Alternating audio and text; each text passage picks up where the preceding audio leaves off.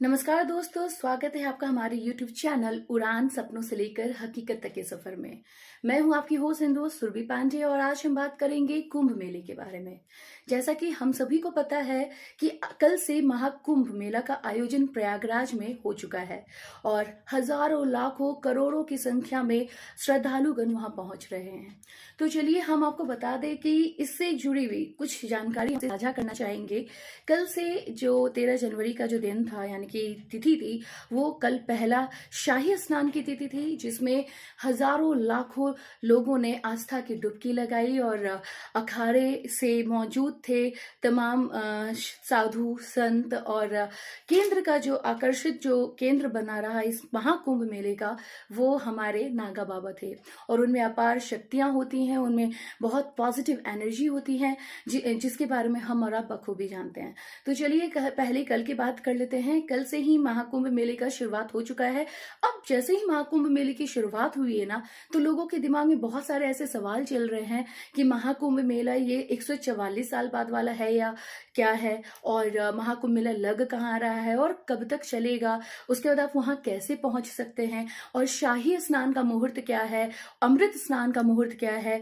तो हम ये तमाम जानकारी आपसे साझा करेंगे। चूंकि वक्त बहुत कम होता है तो आप बैक टू बैक सारे वीडियोस को देखते जाइएगा, तो हम आपसे सारा जो है इंफॉर्मेशन यहाँ पे शेयर करने वाले हैं। तो सबसे पहले हम बात कर लेते हैं 13 जनवरी 2025 के बारे में, यानी कि कल के बारे में। कल से ही प्रयागराज में, उत्तर प्रदेश के प्रयागराज में महाकुंभ मेले की शुरुआत हो चुकी है। तो आपका अगर पहला सवाल ये है कि क्या ये 144 साल बाद ये महाकुंभ मेला लगा है, तो हम आपको बता दें कि जवाब में है हाँ।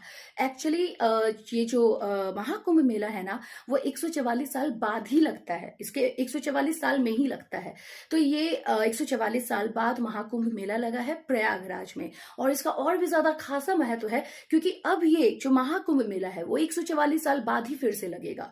तो इसलिए भी अब 144 साल बाद जो है लोगों में ऐसी आस्था देखने को मिल रही है, और हम अपने आप को बहुत ही खुशकिस्मत समझेंगे कि हमें ये नजारा देखने के लिए मिल रहा है, जहां पे हजारों लाखों करोड़ों की संख्या में श्रद्धालु संत साधु सबके दर्शन हो रहे हैं और सभी कोई आस्था की डुबकी लगा रहे हैं त्रिवेणी संगम में। जी हाँ, तो चलिए कल पहला जो है 13 जनवरी के दिन, पौष पूर्णिमा के दिन, सबसे पहला शाही स्नान कल हो चुका था, और आज 14 जनवरी यानी कि मकर संक्रांति के दिन आज पहला अमृत स्नान हुआ, जिसमें लगभग आंकड़े बताते हैं कि 3.5 करोड़ से ज्यादा साधु संत, अखाड़े के नागा बाबा और तमाम श्रद्धालु जो है वो आस्था की डुबकी जो है वो त्रिवेणी संगम में लगाए। और भी जानकारी हम आपको देते रहेंगे, आप देखते रहिए हमारे